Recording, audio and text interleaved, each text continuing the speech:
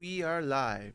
Welcome to another episode of Business Focus Live with me, John, where we talk about business related topics as well as news from here and around the world. If you're new to this channel, don't forget to subscribe and let's get started.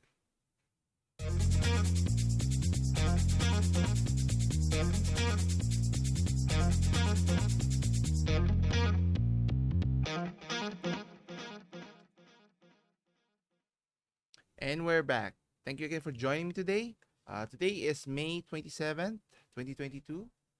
So here we're going to talk about some of the interesting things that's been going on in the past week or so.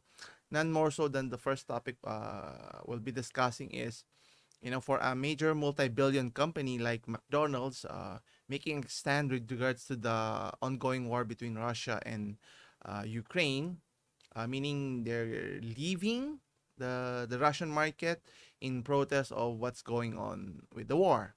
And that's a pretty bold statement in a sense that in terms of business they're going to miss out the revenue that they've been accustomed, and obviously Russia is a pretty large market for the business that they rely upon. So we'll talk about that later.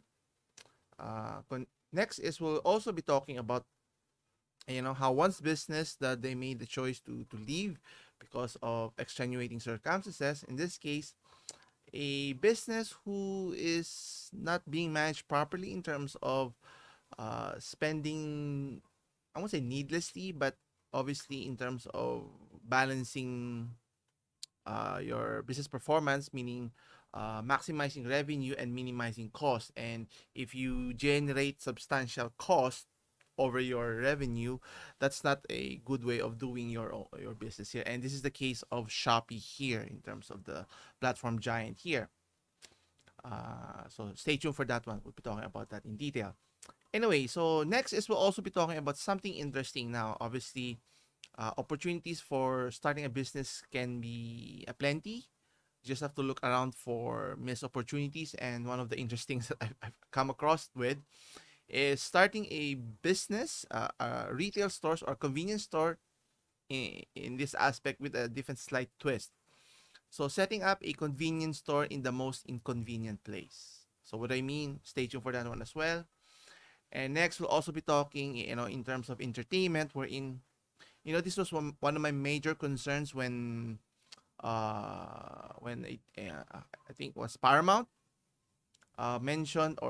mentioned that they're going to create a TV series based on one of the most popular games in the world. I'm talking about Halo, and the Halo TV series has now come to a close to season one, and my concerns were warranted, and how appalling the writing is, and following the series and watching one of my favorite channels, the Angry Joe Show, was heavily criticizing of how bad the storylines are, and the fact that the main focal point is not even Master Chief, which is, if they watch or play the game, the focal point should be on the main character, not just on the subplot. And don't get me even started with Quan here, which is delving too much on side characters, which is should flesh out the character arc for Master Chief, but not for other characters themselves, unless they have another agenda for that, trying to create a spin-off, just like what other studios have been trying to do. So we'll talk about that. And lastly, stay tuned for our last topic when we discuss, convenience is tremendous to alleviate difficulty, make it makes our lives easier, but on the flip side of that, there's always a pitfall when too much convenience can lead to disastrous results. And this is one of the case here. And accessing your personal accounts through your smartphone, in this case, in this article, using your iPhone to access your payment, in this case purchasing items, whether through food or even financials, can be catastrophic. Thank goodness this was not the case here, but nonetheless, I'd like to share this with you later on here. Anyway, so to begin with, as mentioned, when companies make a pretty big decision on leaving a big market such as Russia, McDonald's saying that they abhor what's going on with, with the war that's going on between the two countries, as mentioned earlier. Saying it is one thing, but doing something about it is a totally different aspect, and you have to respect the top management in McDonald's for choosing. So now, whether they did it in their own volition is another aspect, but obviously whether they chose not to do anything, meaning they wanted to continue operations, obviously the backlash from other regions, could significantly hamper their business moving forward. So whether it's their own choice or maybe it's because pressure from, other nations, regardless, leaving that market is a pretty significant decision that one doesn't take it lightly. Okay. Anyway, so let's look in at the article here. So according to CNBC, or is it CNBC.com, where McDonald's is saying goodbye to Russia after more than 30 years of operation. So way back in 1990s, right? So it's a pretty significant impact on their bottom line that they're willing to take a hit because they don't agree with what the government, the Russian government, is doing currently here. Anyway, so what does this mean? So for a generations of Russians, McDonald's represented their first exposure of capitalism and American culture. Now, obviously, this has social impact and economic impact for the business. But on the flip side here, it's not just that the business is shutting down, closing their business to the masses, but obviously the people who will be affected there, which is obviously it's not a win-win scenario here for Russia here.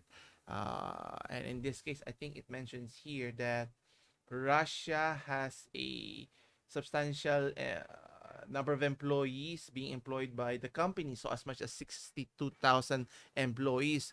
And if they were to shut down, as mentioned, then where are they going to work now? And obviously, if you're a citizen of that country, you have to talk to your government, and why did we even, was the decision to go to war was even worth it? Because obviously, apart from the war, citizens, businesses are significantly hampered with this scenario here, whether you agree with their decision or not, but it has societal implications here. Anyway, reading further, so you can see here, this is one of the earliest branches that McDonald's opened way back in January 31st, 1990 at Moscow's Pushkin Square. So one of the very first McDonald's branches here. So you can see here how popular it is, and to even today, still that people are lining up. Obviously, the Western flavor, so to speak, and obviously something foreign to that country, and they're offering. So people are curious, and and after 30 years of operations, people are still lining up to buy their products here. But the sad fact is, because of the war that's ongoing, which is unwarranted, because obviously in the 20th century, war is never good for anyone, even whatever the justification could it be. But the point here is, the McDonald's has invested a lot in starting a business in the Russian market, and people were interested in their product, and they have supported it throughout the years. And sadly, that's now gone because of the war that's going on here.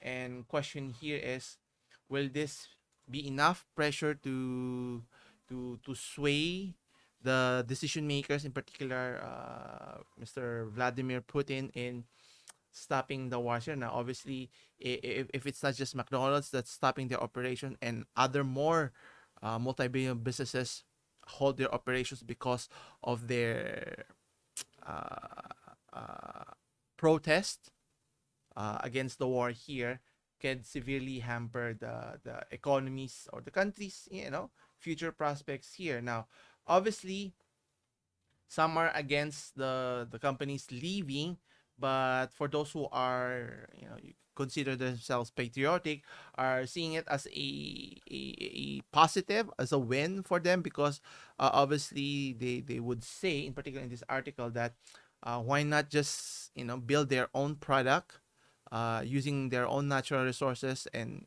create their own fast food chain and left to themselves. But obviously innovation doesn't come cheap, and if you think about it, in integrating with other regions, other cultures is always a way to generate substantial change and improvement in your products, or in this case, in your service here. And obviously, revenue is affected. People's lives are affected because how are they going to support their families now if those 62,000 unemployed personnel, where are they going to shift?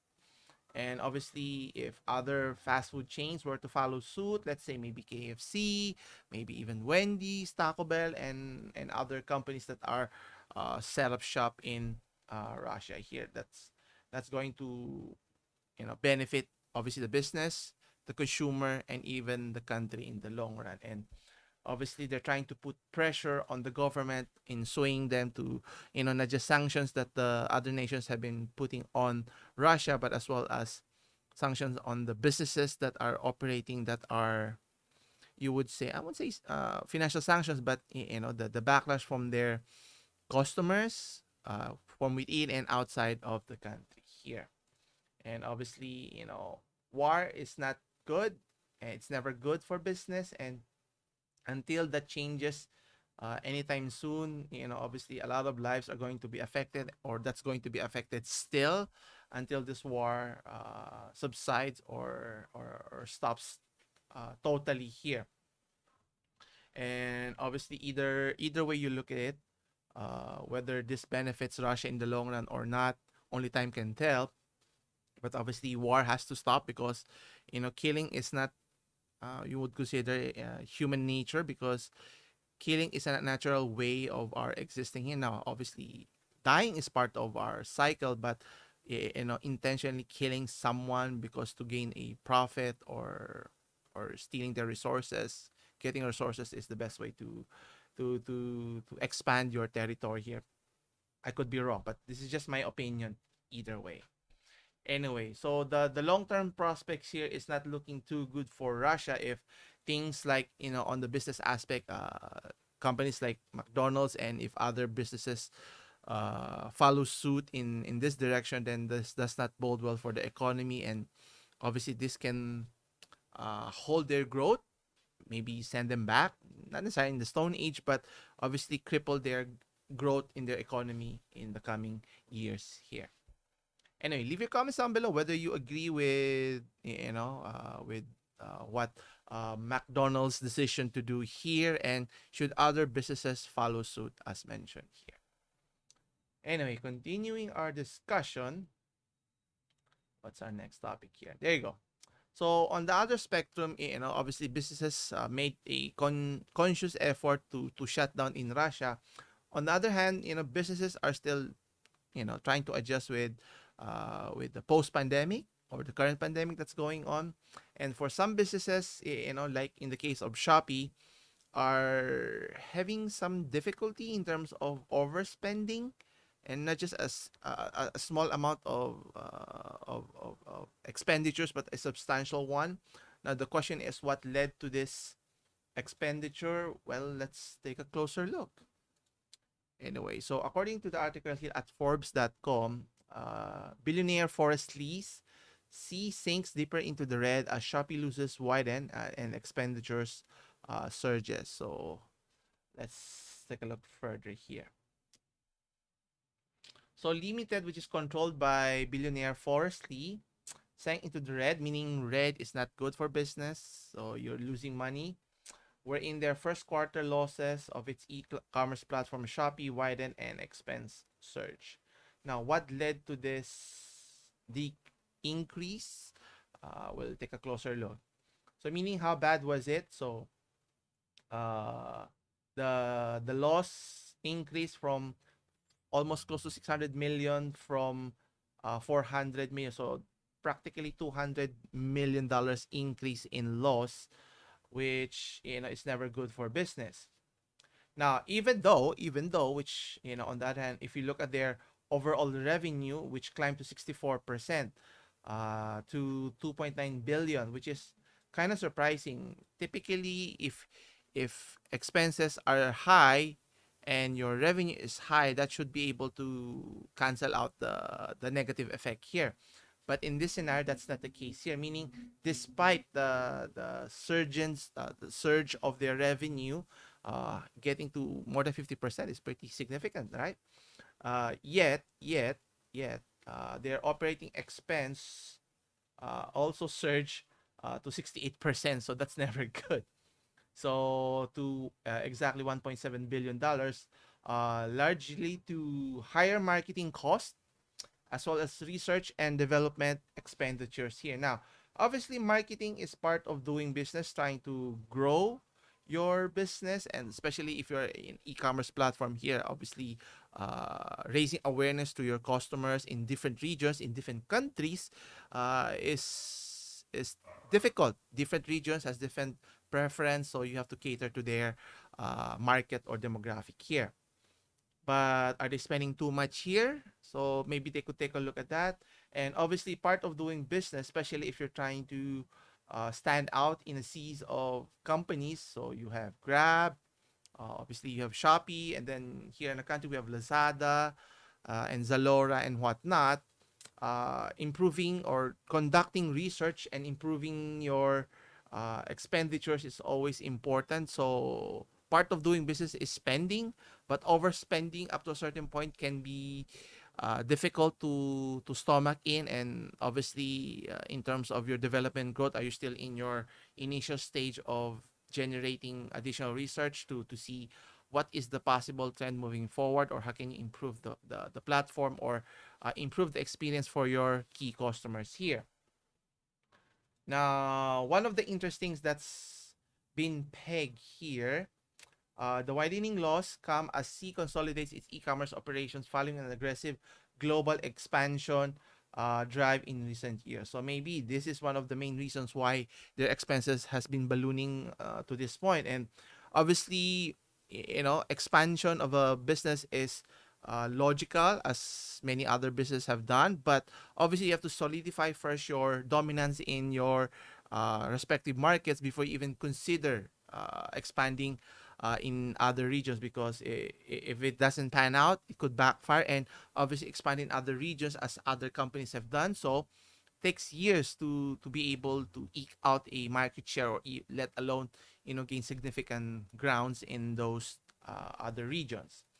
So in March, C pulled out in India and France to focus on key markets like Brazil, Southeast Asia, and Taiwan. So again, as I mentioned earlier, so expanding too quickly can be disastrous if you haven't done your research. So meaning, what happened to their research and development, result that they had to pull out in key markets here. Now, the fact that India is a pretty significant market, and obviously there's existing platforms that they're already using, but the question is, what went wrong there, and why do you have to necessarily pull out there? Was it they're not engaged in that market, they didn't do their due diligence in research, and also in France? And I think their key markets, which obviously I've been using one of their apps, were part of the Southeast Asian countries, has a different demographic profile and customer profile that they could take advantage.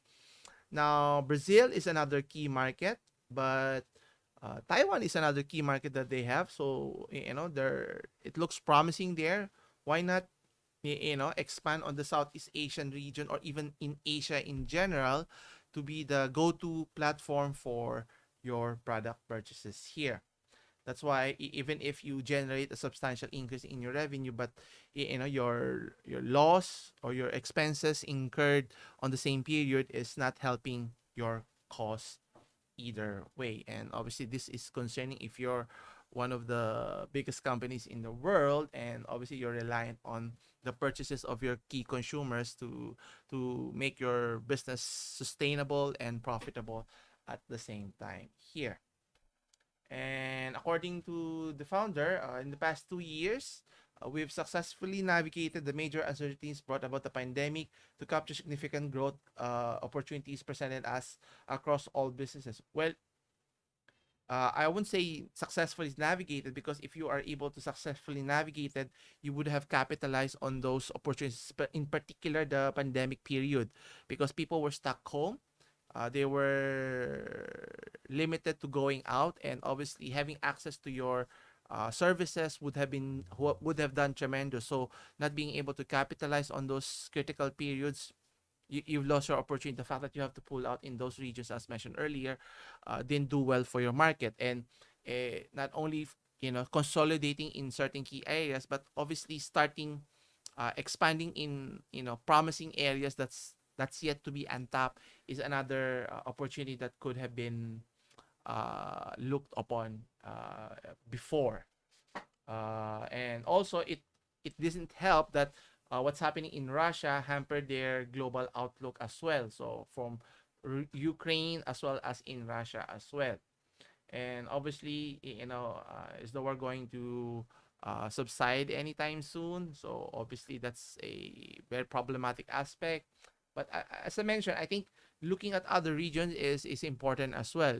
Maybe trying to compete in the Chinese market is another. But obviously, you have to navigate through the complexities of their government and their political spectrum here.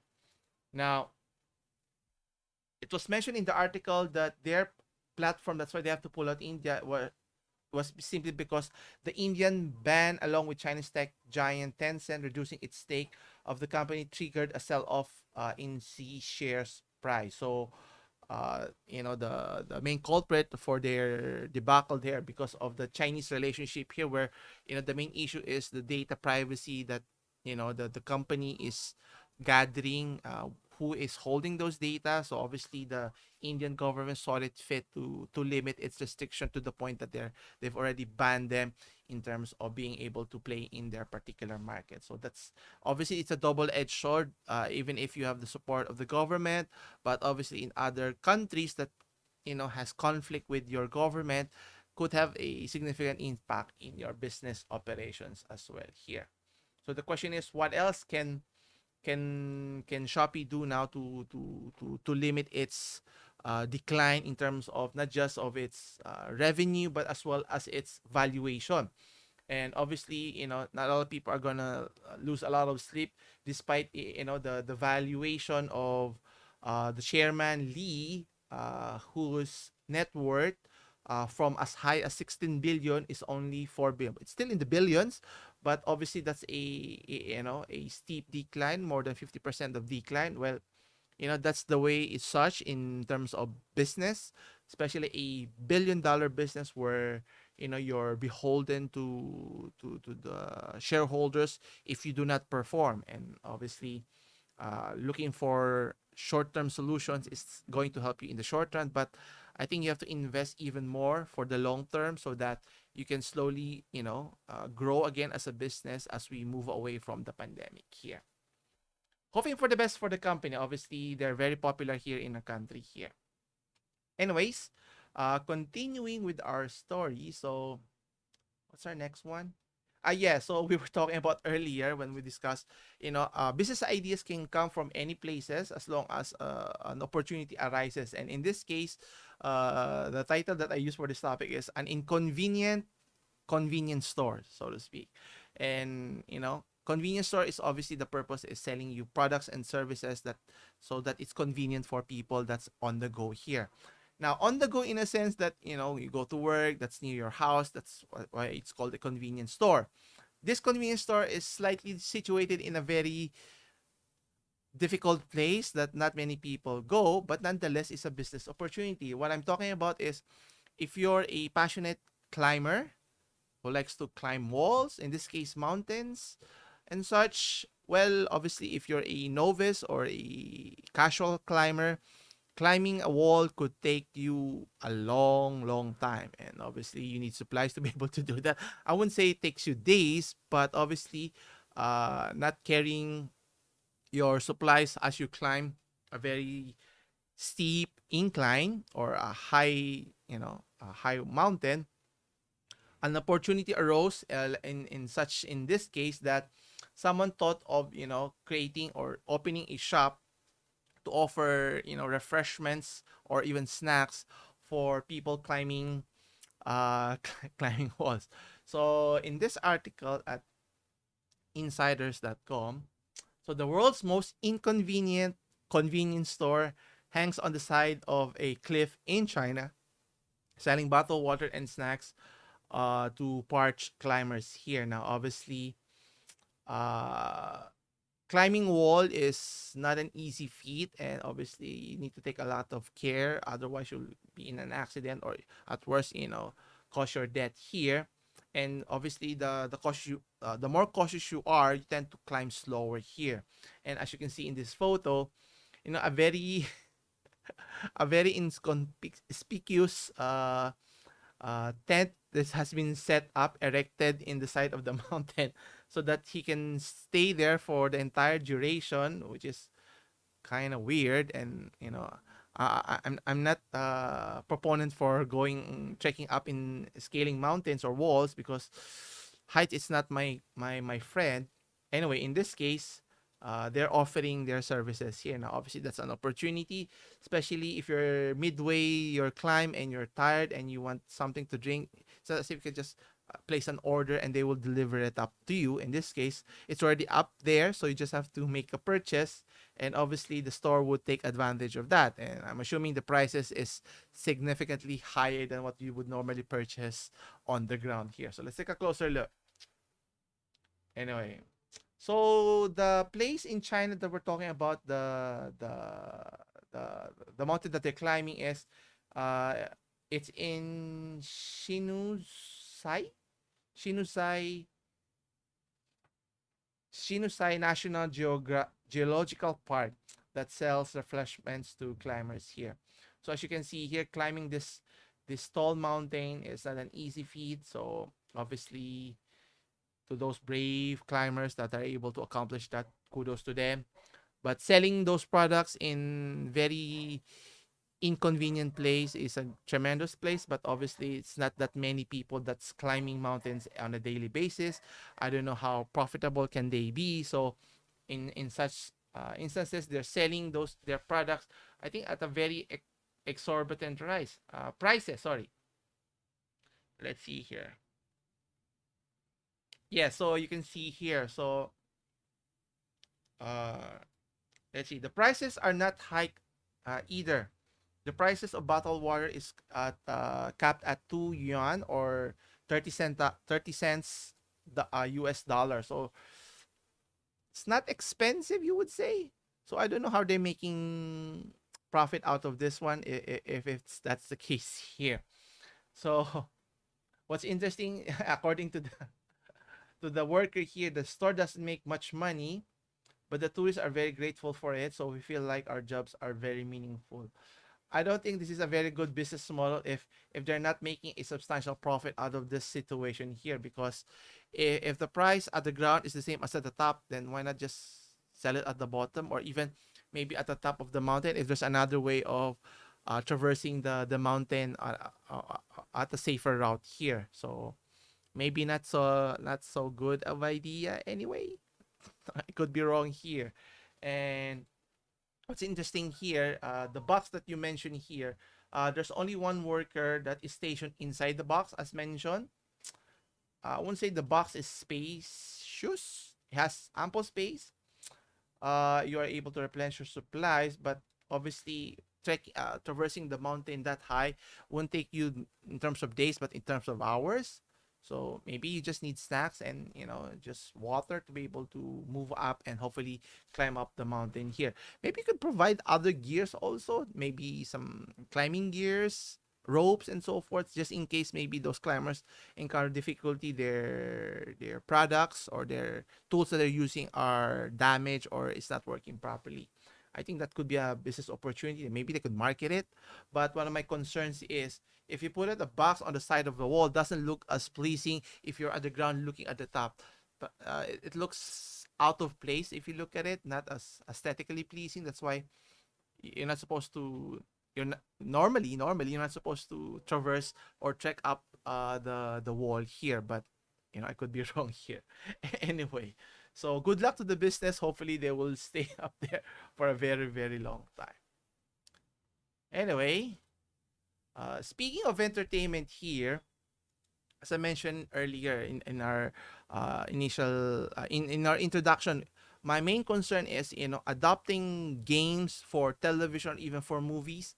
It should be an easy transition because they have already the source material. They just have to capitalize on what already been established and continue the storylines there. And obviously, you want to maybe put a different twist on it, or maybe a different perspective, yes, but you still have to stay true to the core of the story. Otherwise, you'll just piss off people who already supported the games themselves in the first place. And if you're not trying to capitalize the millions and millions of gamers who already supported the games, then you're not doing a great job here. And thinking that you can capture the other people who haven't played the game to watch the game, then it goes back to the simple fact: if your TV series or even your movie is not worth watching, meaning the product is terrible, then to whom are we catering here in the first place? Which is the sad fact here in terms of the Halo TV series, which, I was very excited, at the same time concerned, because of, of past performances. Speaking of Sony, how they butchered the Uncharted film, which is, I hope they don't make a sequel out of it.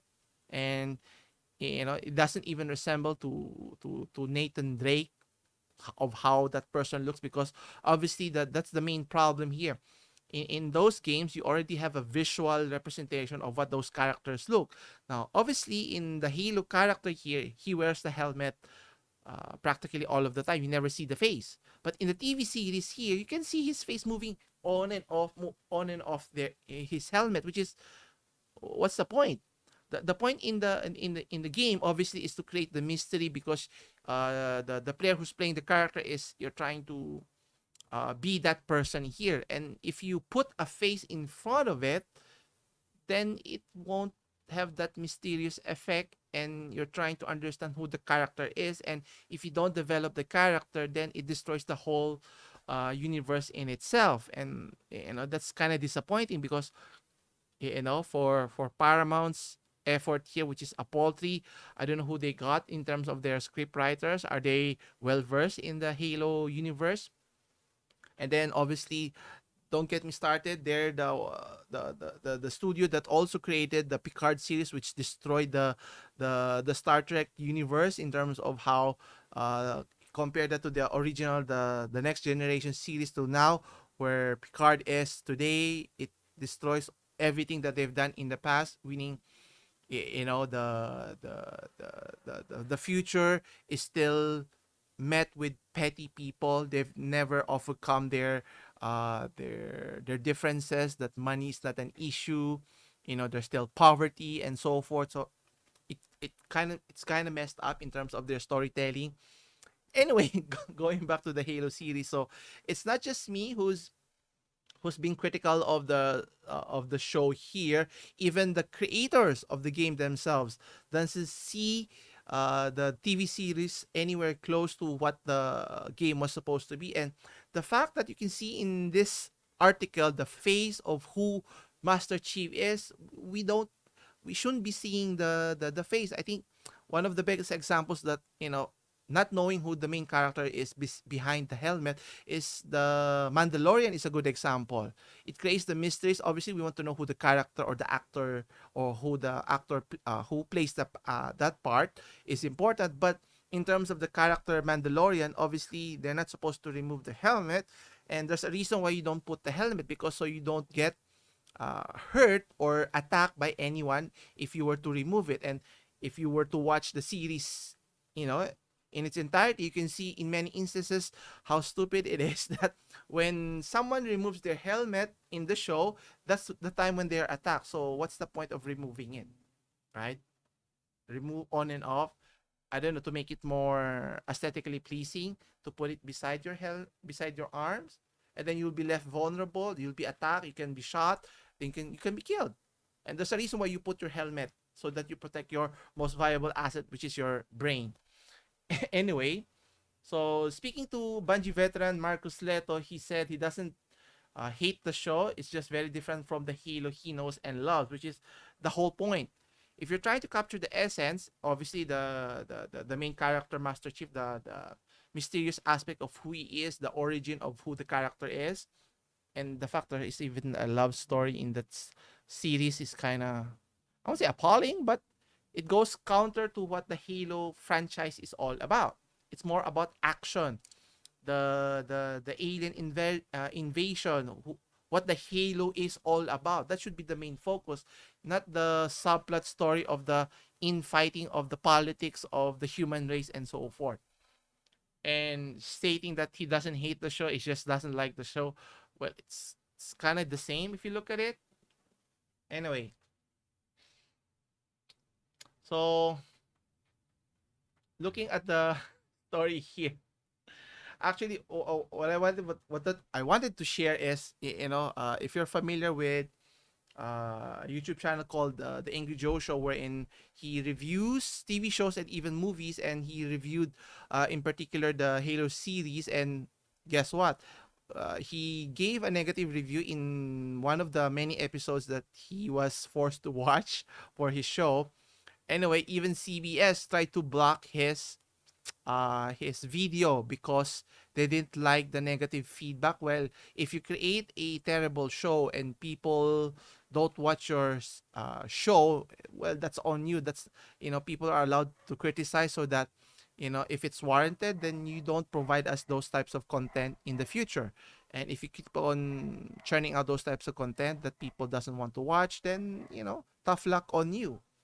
Anyway, going back to the article here, even according to Hungry Bear here, he mentions that that's my issue. It's not Halo to me. There's some things to add, but then there's things that are too much to take and takes the brand and stays it away from the heart of the series. And I think I tend to agree with this sentiment here, because if you move, if you try to change too much here and it's not Halo anymore, then don't say it's a Halo series here. And the fact that the character arc is not primarily focused on Master Chief, then you've already missed on that critical aspect here. And even though it mentioned, it sounds pretty harsh, but he wasn't implying trying to play safe here. But the point here is, it's not the same how it was presented in the first place. You're selling it as a Halo series, from the games. Then why not showcase that? Look at how Spider-Man is. The Spider-Man franchise has been successful because they never stray far from the main character. Now, obviously, they've changed actors to play the character, but the story arc of Spider-Man has been hold true to its origins. Because if you change that part, it's not Spider-Man anymore, and people will not watch it anymore, whether you're a avid fan of that character or not. And it's the same case here. That's why I'm very apprehensive when it comes to the another franchise in the, I don't know if it's Amazon who's producing it, or if it's Paramount. It's the trilogy of the Mass Effect, which is another similar storylines here. In this case, instead of the Halo, the primary focus, the Mass Effect, the intergalactic series here. But again, will they focus on the main character here? And in that game itself, in Mass Effect, Commander Shepard has a plethora of subplots, characters that supports his story moving forward. The fact that they were able to create two sequels from the main story here is kind of tremendous. And if they were to able to recreate some of it, meaning develop the story, capture the attention of the audiences, I think they're going to do fine. But if they're going to similarly do this, because one of the main criticisms, I think Angry Joe mentioned, that why they try to steer away from the action scenes, because obviously it's heavily reliant on CGI and it's going to cost a lot of money. So they focus more on the stories. But if it becomes more on the story, meaning more dramatic, then it's not Halo anymore. Because if you play the game Halo, the story is only second to the action part. So you don't waste time. There's some cutscenes to extrapolate the main story of the whole series, but it doesn't focus too much on it. Now, I think on that end, the Mass Effect can do that because that's how it's tailored in that series here. But we'll wait and see. So it's kind of disappointing that Even the creators don't see the connection of what the Halo TV series is now. And obviously, other series that was canceled, like if you're familiar with Cowboy Bebop, we've discussed this in lengthy before, that capturing the essence of what's already preceded, meaning the original source material. If you don't stay true to it, try to deviate too much, or trying to not just the aesthetics but the core concept of what the story is, it betrays the presentation, and obviously the audience will pick up quickly and people will be pissed off and not support the show anymore. And at the end of the day, it's the masses, the people who watches it should be considered, not what the scriptwriters think they want, but it's what the audience wants should matters most here. And if you don't consider that, then obviously that's going to turn out miserably here, as we can see in many TV shows that has been canceled because no one watches a terrible show. Even movies, even the giant that is Disney, for all the success of their MCU films, well, look at their other franchise that's doing miserably, right? Obviously you have the Hulk that's been sidetracked for the longest time, and then the films that was released last year, Black Widow, Shang-Chi, and even the Eternals doesn't even pale in comparison to the blockbusters that they're expecting to earn, a substantial amount in terms of billions of dollars in revenue. So even Disney is not immune. So, to the other networks that is considering, investing a lot of money. Another concern is the Lord of the Rings franchise, right? I think Amazon was the one who bought the rights, and there were a lot of concerns. So I haven't seen that TV show, which is another concerning, because I think the original Lord of the Rings trilogy should have been that one. They shouldn't have tried to expand it. The Hobbit didn't make sense, but the original trilogy, which was made tailored fit for that story arc from start to finish, would have been sufficient. But you know, maybe sometime down the line, decades later, they'll try to reboot it again and try to recreate those popular franchises. Come to think of it, maybe even Harry Potter, several decades later, they'll reboot it again, find someone to recast as Harry Potter. But that's for another discussion there. Anyway, for our last topic, as I mentioned, something interesting. Now, in terms of making convenience using technology to the betterment of our experience, like in terms of making purchase, instead of using cash, you can use your credit card, or even pay debit card, or even using your phone as a way to pay your services or products, right?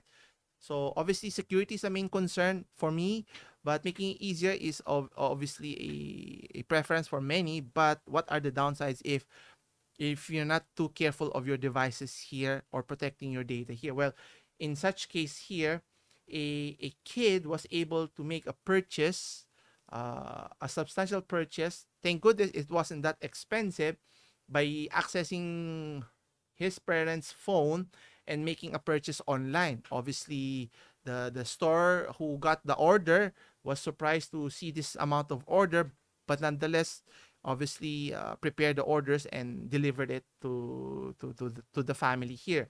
The one I'm talking about is the kid here in particular who ordered a cheeseburger through their smartphone, an iPhone in particular here. So let's take a closer look here. So according to AppleInsider.com, a Texas boy ordered 31 cheeseburger, demonstrating why you should secure your iPhone. I think it's not just applicable to iPhone, but also to your smartphones in general. Meaning, one swipe here using your fingerprint may be easy, but that can be hacked. Obviously, having several layers to be able to make that purchase is important, because things like this could happen. Imagine if that kid were to purchase a more significant purchase, a more expensive item. And do you blame the store for being able to access that, or do you blame the company? Well, everyone involved is to blame here. Obviously, the user, the company, the smartphone, the apps that develop it, because obviously creating different layers is to protect the users from these types of scenarios. Imagine in an ATM card, they were to use, let's say, fingerprint rather than punch a code. Obviously, punching a code is not a perfect system, but nonetheless making it difficult, so to speak, because punching the code is only knowledgeable from that user's perspective. Obviously, don't share those passwords. But in the case of using biometrics, obviously your fingerprint can be stolen. I don't know about uh, using your eyes as a biometric security is another, or maybe combination of both is another. But having more than one authenticating factor to secure your device, especially if it's involving financial purchases, can be disastrous if we're not very careful. Obviously, balancing the security and convenience is always a key aspect here. And that's why I think the topic we discussed last time, wherein tech companies such as Amazon, Microsoft, Apple is looking for ways to remove the need for having passwords. So making it easier for users to access all of their services through their smartphone. But it's on the same boat that makes it easier to access them.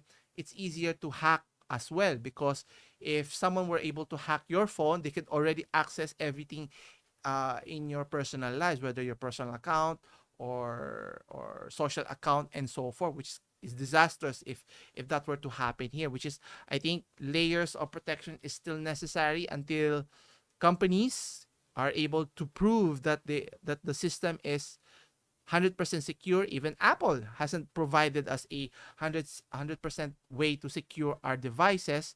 The fact that they're offering, if you remember the Apple AirTags, it's not a good way to secure your devices, but it's a way to track you as well. So meaning, it's not perfect. It's flawed. That's why convenience has its flaws, and we need to be concerned and critical of companies that's trying to offer us a quick solution, but until they find us a foolproof way to protect our devices, I'm going to be apprehensive for the moment. But obviously time can always change that sentiments here. And if we were to look closely in this article, a Texas mother ended up with a 31 McDonald's cheeseburger after a 2-year-old. So think about it. A 2-year accidentally got hold of the phone and ordered the food via DoorDash.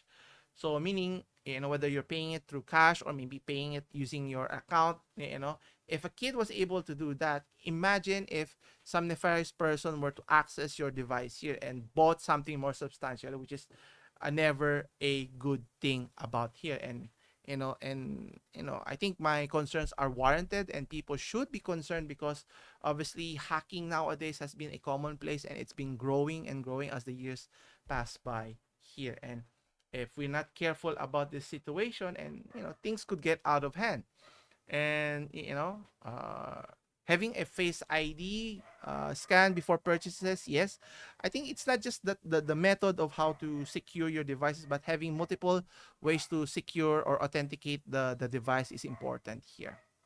But anyway, looking forward as to what companies will do here. So it's not just a smartphone device, but the apps themselves. Even Apple has to be held responsible here, so that they could come up with a system that will protect the users themselves and not absolve them if something like this were to happen. Anyway, I think that concludes our discussion for this week. Anyway, if you enjoy these types of content, don't forget to hit the like and subscribe button and help grow this channel. We're now getting closer to 1,000 subscribers, so don't forget to share our content. If people who haven't watched this channel, maybe they'll be interested to watch these types of content. As always, I'll see you again in the next one. Take care.